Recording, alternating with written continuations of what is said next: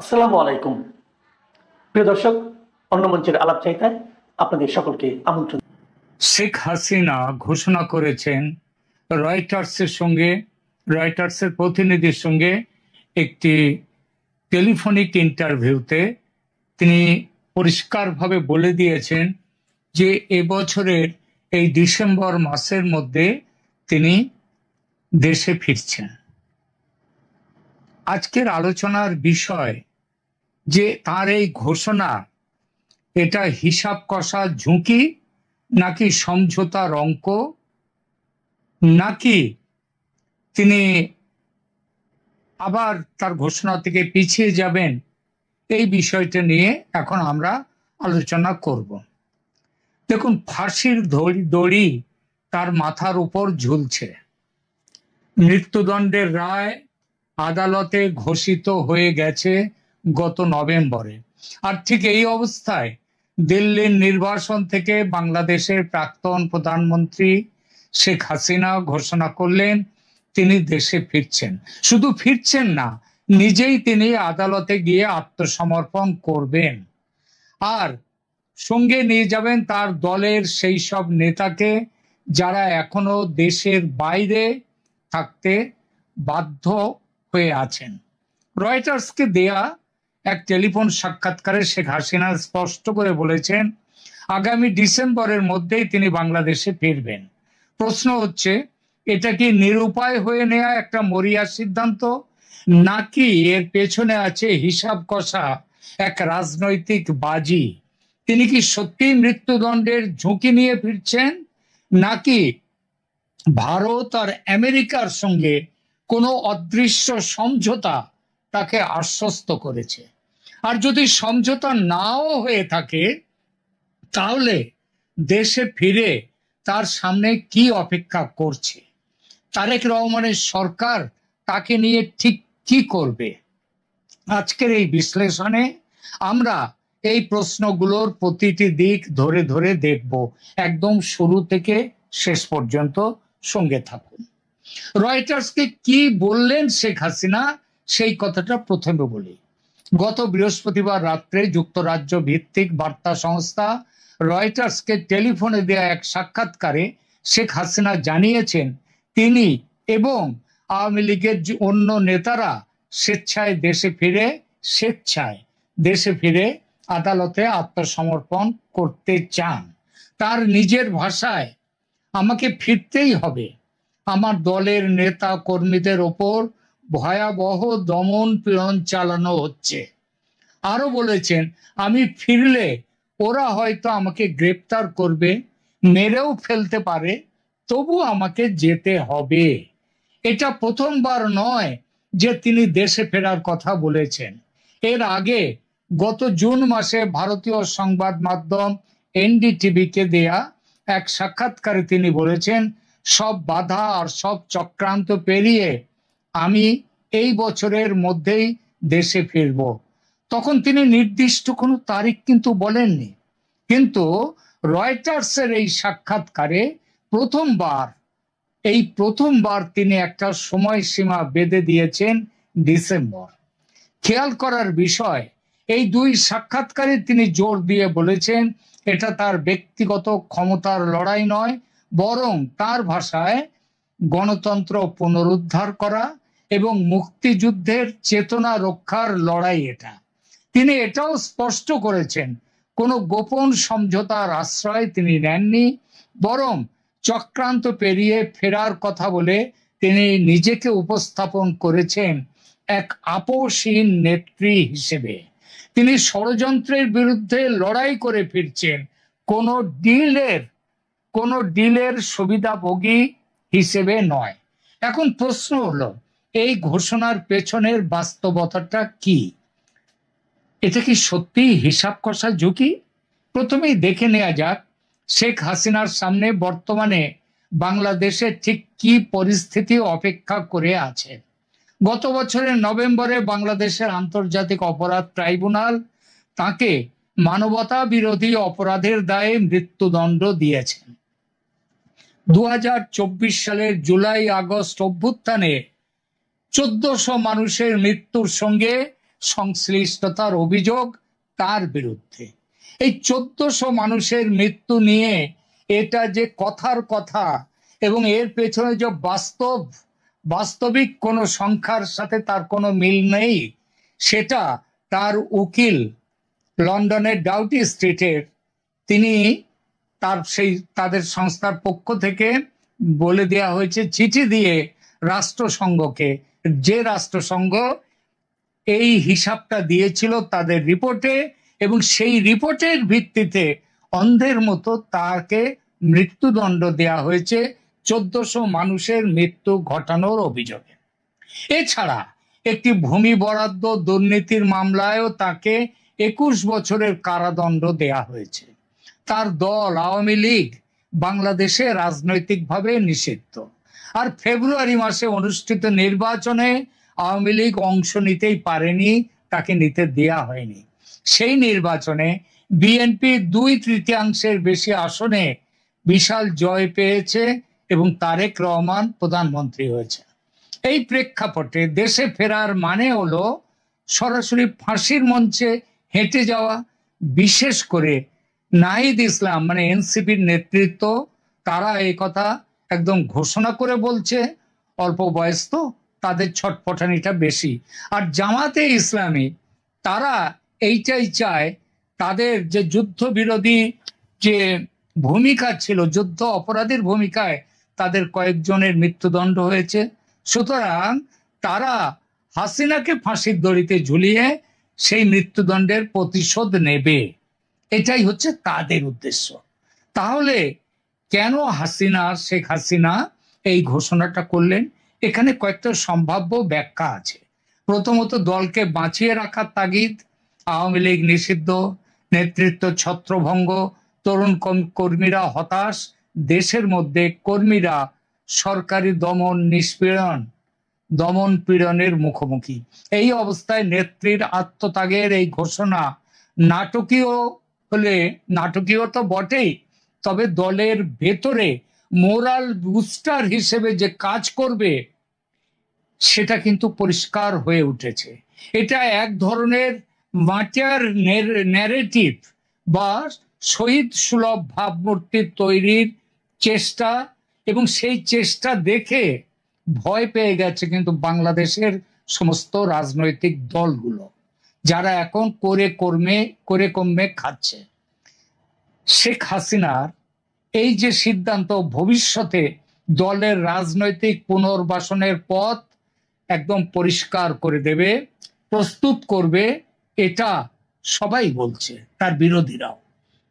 দ্বিতীয়ত, তিনি নিজেই বলছেন তার দলীয় নেতা কর্মীদের ওপর দমন পীড়নের কথা।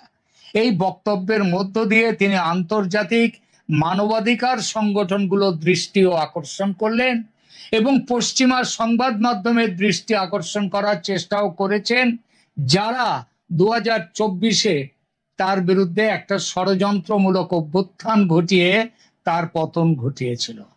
এর ফলে বাংলাদেশ সরকারের ওপর একটা মানবাধিকার চাপ শেখ হাসিনা তৈরি করে দিলেন তার ফেরার ঘোষণার মধ্য দিয়ে। তৃতীয়ত, এবং এটা সবচেয়ে গুরুত্বপূর্ণ, এর আগেও তিনি একবার একটা প্রত্যাবর্তনের তারিখ নিয়ে আভাস দিয়েছিলেন, কিন্তু তিনি পরে সেই তারিখে যাননি। তাই ডিসেম্বরের এই ঘোষণাকেও কোনো বিশ্লেষক বাস্তব পরিকল্পনার বদলে রাজনৈতিক কৌশল বলে দেখছেন, দলকে সক্রিয় রাখার একটা উপায় হিসেবে দেখছেন, যার বাস্তবায়ন সময়ের সঙ্গে পিছিয়ে যেতেও পারে এমন সম্ভাবনার কথা তারা বলছেন। তাহলে কি এটা পুরোপুরি আর একটা পিছিয়ে যাওয়ার প্রতিশ্রুতি হবে? আগের মতো হতে পারে, কিন্তু তার সম্ভাবনা এবার খুবই কম। কারণ এই প্রথম তিনি নির্দিষ্ট মাসের কথা বলেছেন, শুধু বছরের কথা নয়, আর এটাই তৈরি করেছে একটা বড় প্রশ্ন। এবং সব হিসাব মিলিয়ে এবার দেখা যাচ্ছে যে তাকে ফিরতেই হবে এবং তিনি ফিরবেন। এই ফেরাটা কি কোনো পরাশক্তির সঙ্গে সমঝোতা করে? সেই জটিল প্রশ্নটিতে এবার আসি। শেখ হাসিনা কি ভারত বা আমেরিকার সঙ্গে কোনো সমঝোতায় পৌঁছেছেন? প্রথমেই বলে রাখি, প্রকাশ্যে এমন কোনো সমঝোতার কোনো প্রমাণ নেই। তার কথা হয়ে থাকতে পারে ইনফরম্যালি, ফর্মালি কোনো কথা হয়েছে, সেটা কোনো পক্ষ থেকে আনুষ্ঠানিক কথা হয়েছে এমন প্রমাণ নেই, কেউ বলেনি। শেখ হাসিনা নিজে বারবার এই ধরনের ইঙ্গিত অস্বীকার করেছেন। এনডিটিভি দেয়া সাক্ষাৎকারে, মানে জুন মাসে যে সাক্ষাৎকার দিয়েছিলেন, সেখানে তিনি স্পষ্ট করে বলেছেন তিনি কোনো গোপন ডিল করেন না, গোপন ডিল তিনি প্রত্যাখ্যান করেন, এবং তিনি ন্যায় বিচার ও আওয়ামী লীগের ওপর নিষেধাজ্ঞা প্রত্যাহারের দাবি জানিয়েছেন।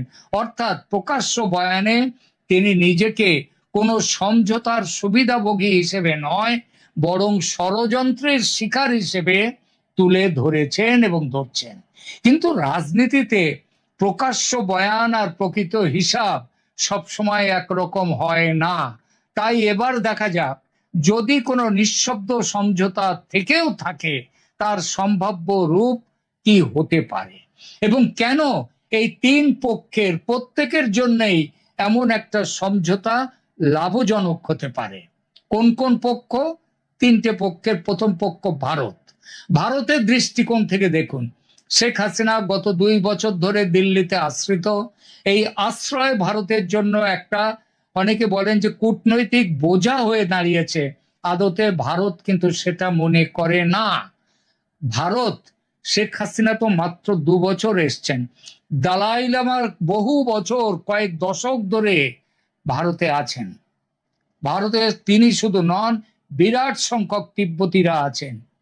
ভারত বোঝা বলে তাদের মনে করে না। বাংলাদেশের সম্পর্কে টানাপোড়েনের প্রধান কারণ হিসেবে কেউ কেউ বলেন শেখ হাসিনার উপস্থিতি নাকি ভারত বাংলাদেশ সম্পর্ককে তিক্ত করেছে বর্তমানে। আদতে তা নয়। তারেক রহমান সরকার ক্ষমতায় আসার পর ভারত দ্রুত সম্পর্ক পুনর্গঠনের চেষ্টা করেছে। মোদি নিজে তারেক রহমানকে নির্বাচনী বিজয়ের জন্য অভিনন্দন জানিয়ে ভারতে যত দ্রুত সম্ভব সফর করার আমন্ত্রণ জানিয়েছেন। এছাড়া অনেকেই বলেন যে তারেক রহমানের 17 বছর পর লন্ডন থেকে চলে আসা বাংলাদেশে, তার পেছনেও ভারতের একটা বড় ভূমিকা আছে।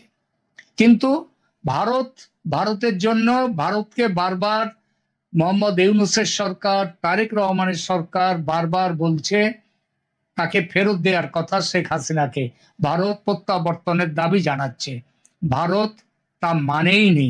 ভারত সরাসরি তাকে মৃত্যুদণ্ডের মুখে ঠেলে দিয়ে ফেলাটা ভারতের জন্য কূটনৈতিক ও রাজনৈতিক এই দুই ভাবমূর্তির প্রশ্নে অত্যন্ত ঝুঁকিপূর্ণ। কারণ 25 বছর ধরে ভারত আওয়ামী লীগ সম্পর্ক অত্যন্ত ঘনিষ্ঠ। তাই ভারতের আদর্শ কি, হাসিনা নিজে স্বেচ্ছায় যদি ফিরে যাওয়ার সিদ্ধান্ত নেন, তার দলের কথা বাংলাদেশের কথা ভেবে ভারত সেটাই মেনে নেবে। কিন্তু সেই সিদ্ধান্ত নিতে হবে শেখ হাসিনাকে। ভারত নিজে প্রত্যর্পণ করবে না, সেটা মানবেই না। সুতরাং শেখ হাসিনা নিজের সিদ্ধান্ত নিয়ে যদি যেতে চান, ভারত আপত্তি করবে না।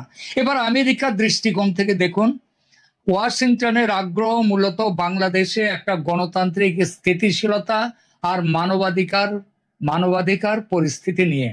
একজন মৃত্যুদণ্ডপ্রাপ্ত ব্যক্তির নাটকীয় মৃত্যুদণ্ড কার্যকর হলে সেটা আমেরিকার জন্য প্রবল অস্বস্তির কারণ হতে পারে। সারা পৃথিবীতে আমেরিকার একটা দুর্নাম আবার নতুন করে হবে এই ব্যাপারটার জন্য। বিশেষ করে যখন শেখ হাসিনার বিচার প্রক্রিয়াটি তার অনুপস্থিতিতে সম্পন্ন হয়েছে এবং বহু আন্তর্জাতিক মানবাধিকার সংস্থা যেমন অ্যামনেস্টি ইন্টারন্যাশনাল পর্যন্ত এই বিচার অস্বচ্ছ ছিল এই নিয়ে প্রশ্ন তুলেছে। আর তারেক রহমান সরকারের দৃষ্টিকোণ থেকে দেখুন, হাসিনাকে ভারতে বসে থাকতে দেয়া মানে প্রতিদিন একটি রাজনৈতিক ক্ষত এবং বিরোধীদের আক্রমণের মুখোমুখি হওয়া। আর তাকে দেশে ফিরিয়ে বিচারের আওতায় আনাটা এই সরকারকে বৈধতা দিতে পারে, কিন্তু ভারতের কাছ থেকে জোর করে প্রত্যর্পণ আদায় করা কূটনৈতিকভাবে কঠিন। প্রায় 2 বছর ধরে বহু নোট ভার্বাল আর ফর্মাল রিকোয়েস্ট পাঠিয়েও ভারত কোনো নির্দিষ্ট জবাব দেয়নি, শুধু বলেছে বিষয়টি পরীক্ষা করা হচ্ছে। এখন শেখ হাসিনা দেশে ফিরলে তারেক রহমান যে তাকে যে অভিযোগ, তার বিরুদ্ধে যে অভিযোগ উঠছে সেই অভিযোগ কিন্তু তিনি অস্বীকার করতে পারবেন। এই তিন পক্ষের স্বার্থ যদি একটা বিন্দুতে মেলে, তাহলে সেই বিন্দুটা হয় যে হাসিনা স্বেচ্ছায় ফেরার ঘোষণা দিয়েছেন। এতে ভারতের ওপর থেকে প্রত্যর্পণের রাজনৈতিক চাপ কমে। বাংলাদেশ সরকারও আবার দাবি করতে পারে তারা ন্যায় বিচার প্রতিষ্ঠা করছে। আর শেখ হাসিনা নিজেকে উপস্থাপন করতে পারেন এক আপসহীন নেত্রী হিসেবে, যিনি স্বেচ্ছায় দেশে ফিরছেন। তিনি কিন্তু স্বেচ্ছায় ভারতে আসেননি চলে। 2024-এ বাংলাদেশের সেনার তত্ত্বাবধানে সেনা তাকে তার জীবন বাঁচাতে ভারতে পাঠিয়ে দিয়েছে। সুতরাং শেখ হাসিনা নিজের ইচ্ছায় আসেননি, কিন্তু নিজের ইচ্ছায় এখন দেশে ফিরছেন, বিচারের মুখোমুখি হচ্ছেন। এটা কোনো প্রমাণিত ষড়যন্ত্র তত্ত্ব নয়, কিন্তু সবার স্বার্থের এই কাকতালীয় মিল অগ্রাহ্য করার মতো নয়। তবে এখানে একটা বড় কিন্তু আছে। যদি এমন কোনো সমঝোতা সত্যি হয়ে থাকে, তার মধ্যে সবচেয়ে গুরুত্বপূর্ণ শর্তটা হবে মৃত্যুদণ্ড কার্যকর না হওয়ার নিশ্চয়তা। আর এই ধরনের নিশ্চয়তা বাংলাদেশ সরকার প্রকাশ্যে দেয়নি, দিতে পারে না, সে অধিকারও তার এই মুহূর্তে নেই। বরং বিরোধী দল এনসিপির নেতা নাহিদ ইসলাম, জামাতে ইসলামী, তারা প্রকাশ্যে বলছেন হাসিনা ফিরলে ফাঁসির রায় কার্যকর করা উচিত। এই বাস্তবতাও সমঝোতা তত্ত্বকে দুর্বল করে দেয়। তাহলে সমঝোতা না থাকলে ঝুঁকি কতটা, সেটা এবার দেখা যাক। এবার ধরা যাক কোনো সমঝোতা হয়নি ভারতের সাথে, আমেরিকার সাথে, তাহলে দেশে ফিরলে শেখ হাসিনার সামনে ঠিক কি অপেক্ষা করবে? প্রথম বাস্তবতা, তিনি বিমান থেকে নামার সঙ্গে সঙ্গেই গ্রেপ্তার হবেনি। এটা কোনো অনুমান নয়, এটা আইনি বাস্তবতা। তার বিরুদ্ধে সক্রিয় গ্রেপ্তারি পরোয়ানা আছে, মৃত্যুদণ্ডের রায় আছে, এবং একটি পৃথক দুর্নীতি মামলায় 21 বছরের কারাদণ্ড আছে। দেশে পা রাখার মুহূর্তেই তিনি আইন প্রয়োগকারী সংস্থার হাতে চলে যাবেন, এটা নিশ্চিত। দ্বিতীয় বাস্তবতা, তার বিচার হয়েছে তার অনুপস্থিতিতে, অর্থাৎ ইন অ্যাবসেন্সিয়া। বাংলাদেশের আইনে এই ধরনের রায়ের ক্ষেত্রে সাধারণত আসামির শারীরিক উপস্থিতি হলে তারপর তিনি পুনর্বিচার বা আপিলে করতে পারেন। পুনর্বিচার এটা তার জন্য একটা, তাহলে শেখ হাসিনার জন্য দ্বিমুখী তলোয়ার এই ফিরে যাওয়াটা। একদিকে এটা তাকে আপিলের সুযোগ দেবে তার দণ্ড বিচার পুনর্বিচারের, আবার অন্যদিকে সেই আপিল প্রক্রিয়া তাকে দীর্ঘদিন কারাগারে রাখবে। আর প্রতিটি শুনানি হবে জাতীয় রাজনীতির কেন্দ্রবিন্দু।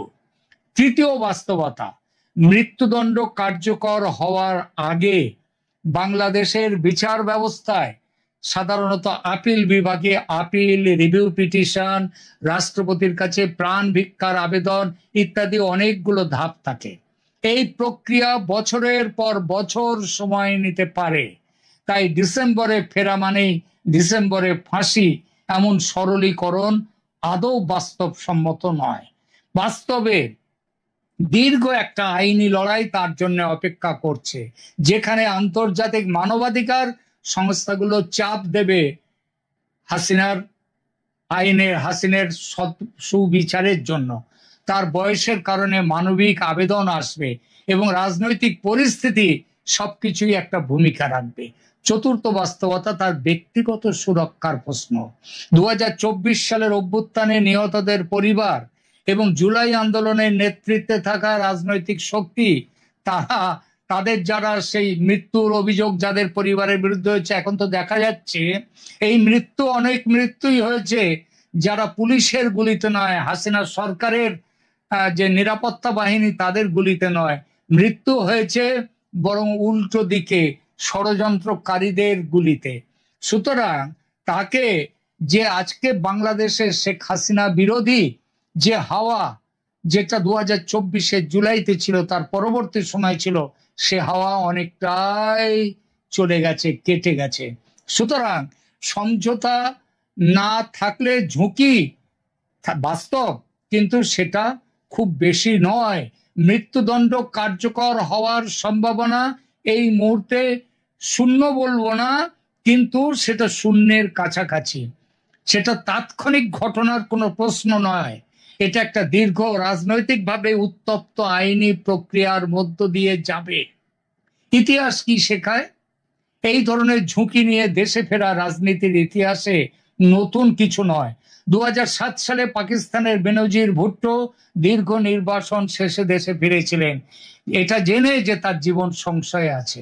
ফেরার কয়েক সপ্তাহের মধ্যে তিনি আত্মঘাতী হামলায় নিহত হন নির্বাচনী প্রচারে গিয়ে।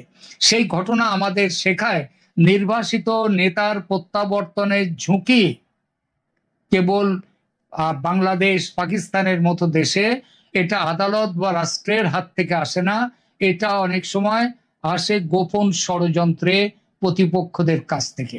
শেখ হাসিনার ক্ষেত্রেও এই দ্বিতীয় স্তরের ঝুঁকিটা উপেক্ষা করার মতো নয়, কিন্তু মনে রাখতে হবে এই সময়টা তাকে থাকতে হবে জেলখানায়। সুতরাং জুলাই আন্দোলনের যারা ভুক্তভোগী তাদের পরিবারগুলোর পক্ষ থেকে তার ওপরে কোন রকম আক্রমণের সম্ভাবনা, তার বাস্তব সম্ভাবনাটা খুব কম।